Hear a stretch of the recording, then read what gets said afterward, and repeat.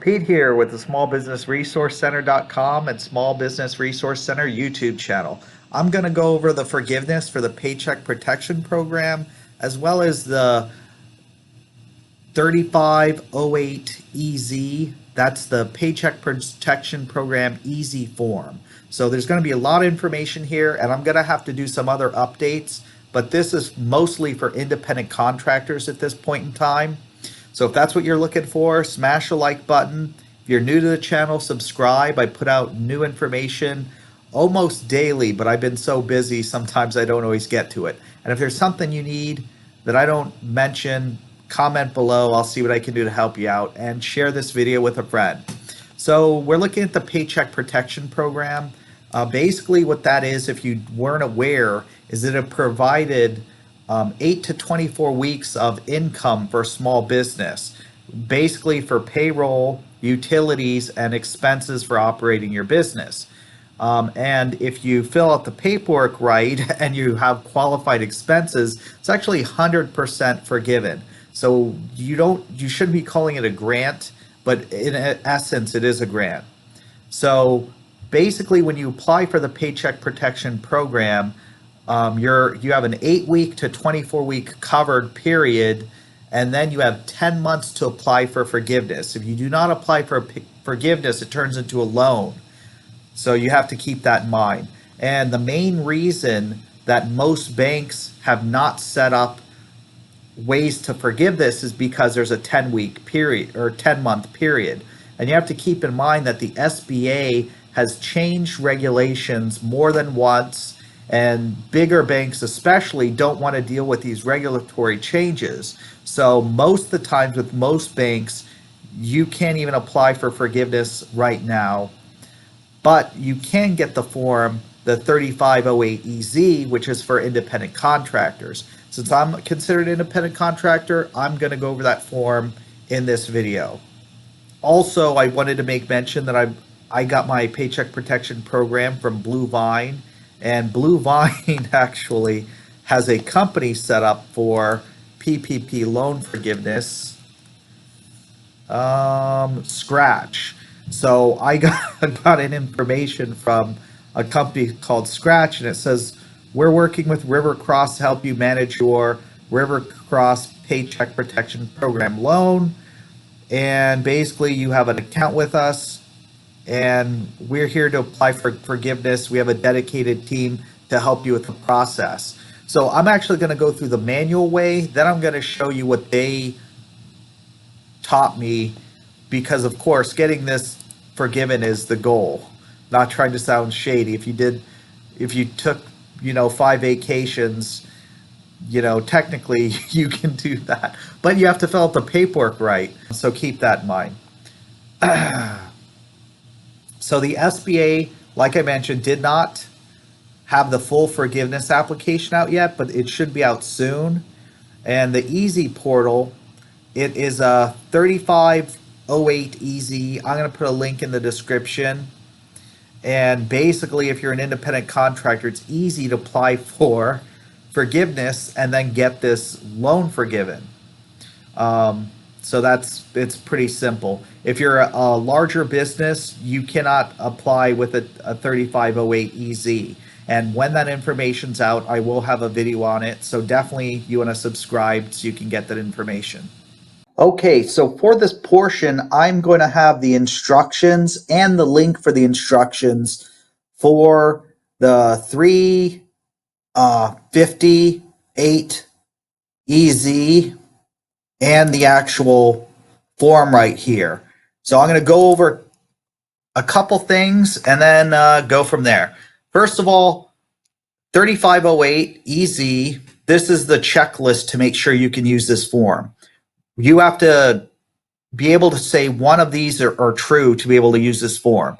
The borrower is self-employed individual, independent contractor, sole proprietor, excuse me, that had no employees at the time of the PPP loan application and did not include any employee salary compensation, computation of average monthly payroll in the borrower application form. Borrower did not reduce salary or hourly wages of any employee more than 25% during the covered period or the alternate payroll covered period as defined and compared to between January 1st and March 31st with an annualized rate of more than 100,000. And the borrower did not reduce the number of employees or average number of hours between January 1st and the end of the covered period.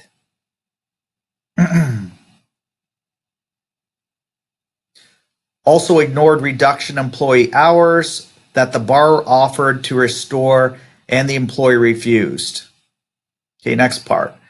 Or you have to attest to the following. The borrower did not reduce annual salary or hours of any employee more than 25% during the covered period or the alternate payroll covered period, compared to the period January to March 31st during 2019 wages, salary, or annualized rate of pay and the amount no more than 100,000. Borrower was unable to operate during the covered period at the same level of business activity. Okay, so you have to attest to one of those. As long as you can attest to one of them, you can use this form.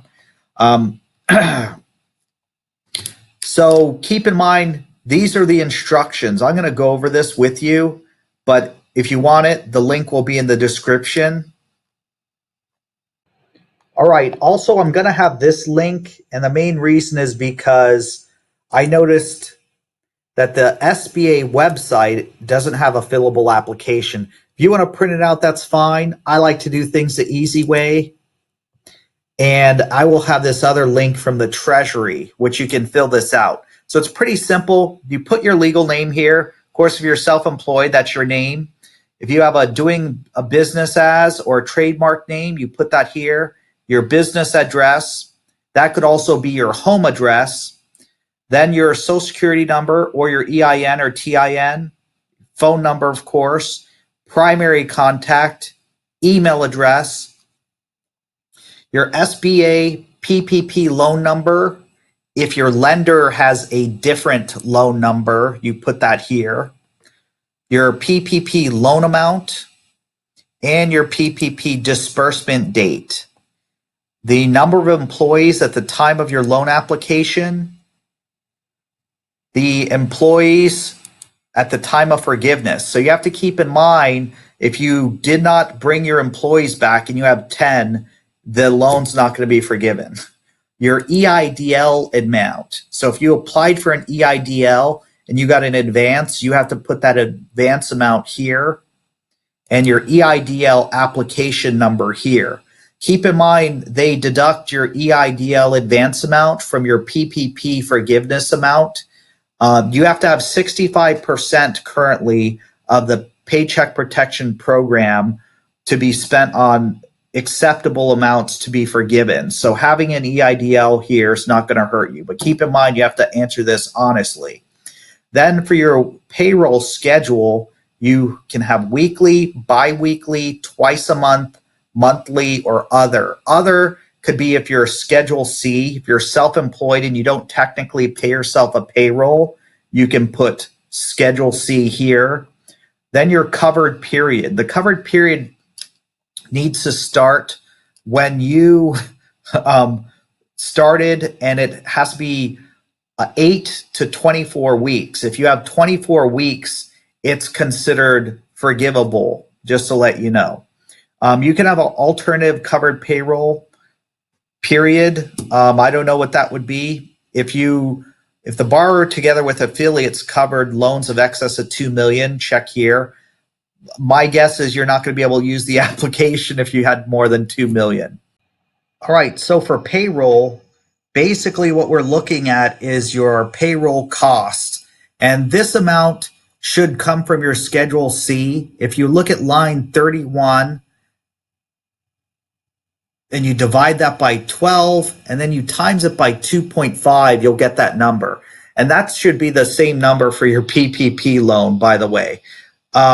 So your payroll cost is here, 20,000. If you're an independent contractor and you make over 100,000 a year, you should be claiming $20,883 and 33.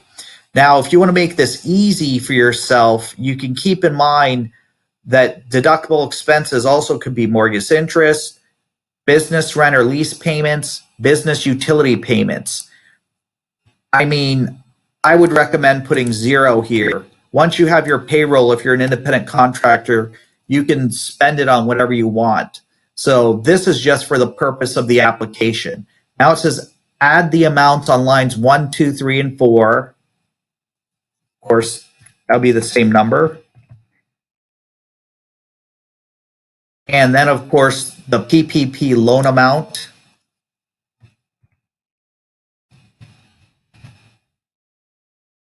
And then it says payroll cost is 60% requirement divided by line 1, by 0.6. So break out your calculator. 20,883.33 divided by 0.60. And you've got 34,805.55. If you were over 100,000 and you claimed 100, or if you're at 100,000 even. And now it says forgiveness amount. Enter the smallest of line 5, 6, and 7. Of course, these should be the same. Well, I shouldn't say that. Put in whatever numbers that you had, and there you go. So now we've calculated that your PPP loan should be forgiven 100% because this is the forgiveness amount and it matches with your loan amount, the payroll costs. So it's pretty simple to get it forgiven. And you just have to fill the form out correctly. But there are a couple things here we're going to review. 1 second. All right, now after that portion, what you need to do is you have to certify a couple things to make sure that this is forgiven. Because of course, the Paycheck Protection Program is used for simple things. So what you want to do is it says the dollar amount for which for forgiveness requested was used to pay costs that are eligible for the Payroll Protection Program. That would be employees, retaining employees or yourself, business mortgage interest payments, business rent or lease payments, and business utility payments. I, for one, could never understand why it says mortgage interest only, as if you don't have to pay your actual mortgage. But includes the equal to 60% of the forgiveness amount, which you already did fill out that paperwork, so that's correct. 24-week covered period applies that does not exceed 2.5 months worth of 2019 compensation. So, of course, they have the capped amounts. If the borrower has elected an 8-week covered period, does not exceed 8 weeks. So keep in mind, if you put an 8-week period, they're only going to forgive $15,385. So that's why it's important to put in the 24-week covered period. Once you certify that one, you're good. So you want to initial here. I understand that the funds were knowingly used for authorized purposes. Correct. The borrower did not reduce salaries of more than 25%. So you got to keep in mind that that was already up on top. The borrowers accurately verified the payments for the eligible payroll and non-payroll costs. That's why I said it's much easier just state it's all payroll if you're over 100,000 anyways, because then you gotta, I'm not saying you could make a mistake and put in a number wrong. I think there's no chance of being audited, but who knows? So if you're over 100,000, just put in do it the easy way. So I'll just make that easy. Okay. I submitted to the lender the required documents verifying payroll. You had to do that for your application. So that shouldn't be a problem. The information provided in this application is and all the supporting documents are true. So realize that that's easy. That should be all tax documents have been submitted to the lender. Obviously, you had to submit that to get your application approved. I understand and acknowledge and agree that the SBA may require additional information. So just go ahead and do that. Then you have to initial one of the following. The borrow did not reduce the number of employees. Keep in mind the redundancy. So initial here says one of the following, or you could do both. Borrow was unable to operate between February 15th, March 1st, and December 31st. Well, obviously, if you were if you got the loan, that's why you should do that. Then you have to sign here, print here, date here, and put your title. If you're self-employed, you could put owner, self-employed, or independent contractor, whatever you wish. And basically here, this is demographic information. So if you want to provide demographic information, you can do that. Veteran status, if you are a veteran, you can disclose that or not, or spouse or disabled veteran. Male, female, do not wish to disclose. Race, you can put your race if you wish. So if you don't want to fill this out, looks like you don't have to. If you do want to fill it out, you can. And that's it. Once you have this filled out, you submit this to the lender, and your payroll protection program loan should be forgiven. And the reason why I would use this form is because it's easier to read. If you use this other one and do it by hand, it might be non-readable or whatever. If it's mine, it would be non-readable. But it's Pete with smallbusinessresourcecenter.com. So as you can see, it's very easy to get your payroll protection program loan 100% forgiven. So all you got to do is fill it out properly. So if you're an independent contractor, you got to keep in mind that it just makes sense to do it the easy way. If you make over 100,000, consider it all payroll and it's all forgiven. If you want to do the math, that's fine. If you do have employees and you have a small business, you do have to put a little bit more information, but it's still very easy to get it forgiven. So if you're using it for payroll, you can do that. And then as of course, other income that comes in, you can just use that for other expenses. Don't put any of that information on the application because it would just make it more complicated. So, it would actually be incorrect, but you don't need to put any of that. So if you're with Blue Vine, like I had done, they have a system called Scratch. I'm going to go over that next. Smash a like button if this helped you. Share this with a friend and subscribe to my channel if you're new. Have a great day.